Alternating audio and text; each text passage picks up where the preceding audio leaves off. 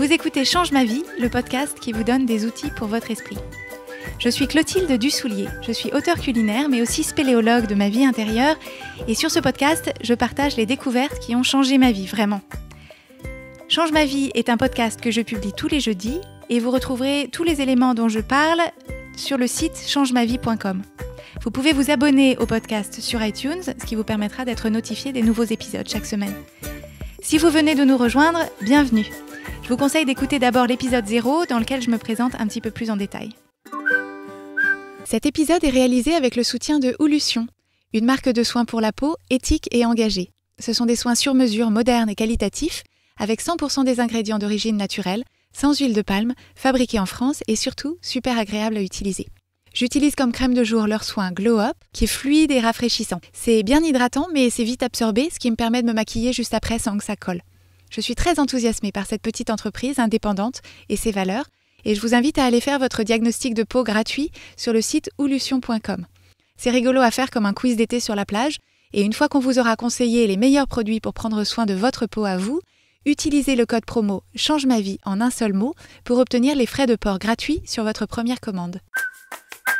Pour ce tout premier épisode, j'espère que vous êtes bien installés. On va commencer très fort en explorant d'une façon vraiment révélatrice la question du bonheur. Replaçons dans le contexte. Je pense qu'on est tous d'accord, tout ce qu'on veut dans la vie, c'est être heureux. Mais être heureux, ça consiste en quoi exactement ? C'est un peu vague comme concept. Si on veut préciser, on peut dire que ce qu'on veut vraiment dans la vie, c'est se sentir bien. Après tout, c'est la seule chose qui compte. Parce que la quête du bonheur, en réalité, c'est la quête des émotions positives. On peut penser à la joie, l'amour, l'excitation, l'attendrissement, la fascination, la curiosité, le confort, la sécurité, la connexion avec les autres, la confiance en soi, l'énergie, la sérénité. C'est ça le cœur de ce qu'on cherche. Si on pouvait nous garantir une vie absolument remplie de toutes ces émotions, les circonstances précises, en fait, on s'en ficherait. Et en lien avec ça, ce qu'il faut comprendre, c'est que tout ce qu'on fait dans la vie, absolument tout ce qu'on veut, tout ce qu'on cherche à obtenir, on cherche à l'obtenir non pas pour l'objet en soi, pas pour la personne, pour la situation, mais pour la façon dont on pense qu'on se sentira une fois qu'on l'aura obtenu. Est-ce que vous me suivez ? Pour reformuler, quand je cherche à obtenir quelque chose, c'est parce que je pense que cette chose me permettra d'éprouver telle ou telle émotion positive. Par exemple, si vous vivez en ville et que vous rêvez de vous acheter une maison à la campagne, en fait, au fond du fond, ce n'est pas la maison de campagne que vous voulez. Vous voulez cette maison de campagne parce que vous avez dans l'idée qu'une fois que vous l'aurez, vous aurez un accès très facile à la détente, au calme, au lien avec la nature, avec toute la joie, l'inspiration, la sérénité que vous associez à ça. Et ça nous amène au lien absolument capital qu'il y a entre nos pensées et nos émotions. En fait, les circonstances de la vie, les faits qui nous entourent, sont absolument neutres. Ils ne provoquent en nous des émotions que par le filtre de ce qu'on en pense. Si on reprend l'exemple de la maison de campagne, en fait, la maison de campagne, elle est neutre. C'est juste une chose inerte, il y a des pierres, un toit, un escalier, un jardin. Ce n'est ni bien ni mal, ni positif ni négatif. Si je suis une citadine, ce qui est mon cas, qui aspire au calme et à la sérénité, j'imagine un transat dans un jardin, avoir une maison de campagne, ça provoque en moi des émotions positives. Par contre, imaginons quelqu'un qui aurait grandi à la campagne, qui s'y serait ennuyé, qui aurait détesté et qui n'aurait cherché qu'à en partir, ou quelqu'un qui déteste le bricolage, qui a deux mains gauches et pour qui une maison de campagne, c'est des trucs à réparer à chaque fois qu'on y va, on rentre à Paris le dimanche soir, on est crevé. La maison de campagne va provoquer pour ces personnes-là des émotions négatives. Pourtant, c'est la même maison de campagne.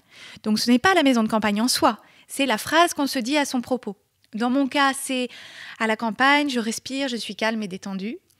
Pour ces deux autres personnes que j'ai évoquées, c'est à la campagne, je m'ennuie ou une maison de campagne, c'est que des galères. Bon, pour la maison de campagne, ce n'est pas en soi très impactant. Si je veux une maison de campagne, je peux réfléchir comment économiser pour me l'offrir.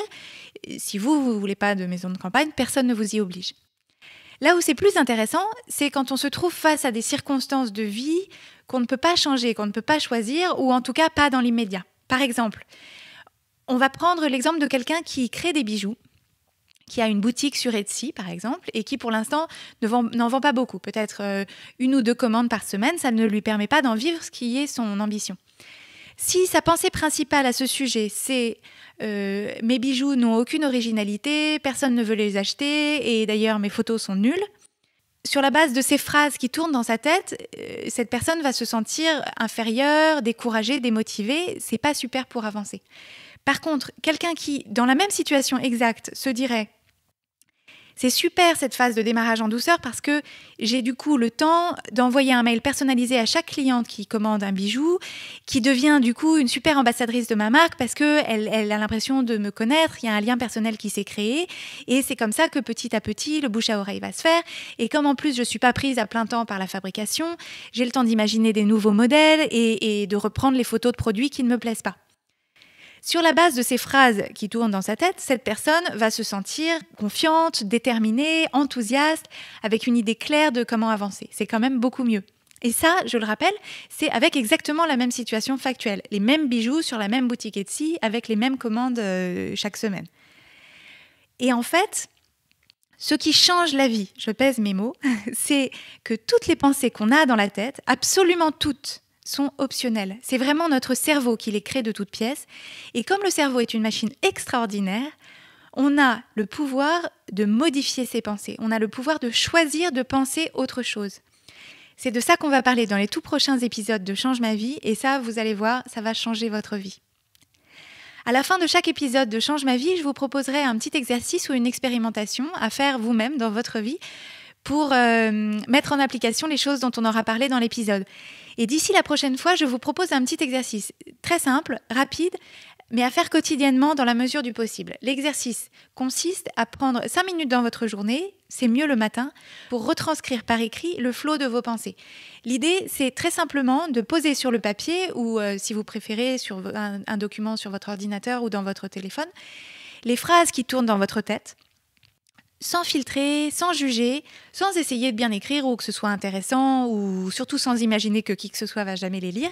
Il s'agit juste de les sortir de votre tête pour les voir. Alors, moi, je vous recommande d'acheter un joli cahier parce que ça aide toujours un joli cahier. Je mettrai sur changemavie.com un lien vers celui que j'utilise pour ça. Vous vous mettez un minuteur, 5 minutes et vous écrivez ce qui vous passe par la tête sans réfléchir. Et je vous promets, je vous garantis que même si vous ne faites que ça, vous ne relisez pas ce que vous avez écrit, mais simplement vous faites cette action de retranscription et d'écriture. Rien que ça va changer votre vie parce que ça va donner un éclairage sur votre vie intérieure. Et en fait, les pensées ont cette particularité que rien que le fait de les observer et de s'en détacher, vous allez voir que petit à petit, elles vont changer en mieux, même sans que vous ne fassiez aucun autre effort supplémentaire de travail sur vous. Pour moi, le mieux, c'est de faire ça le matin. Moi, je fais ça après avoir déposé mes enfants, juste avant de me mettre au travail. Ça me permet de démarrer la journée sur une base fraîche. C'est un peu comme si je me brossais les dents dans mon esprit. Si vous n'êtes pas du matin, si c'est trop le rush, faites-le à un autre moment de la journée. Simplement, essayez de le faire de façon régulière pour que ça devienne un automatisme et même un rendez-vous avec vous-même que vous apprécierez.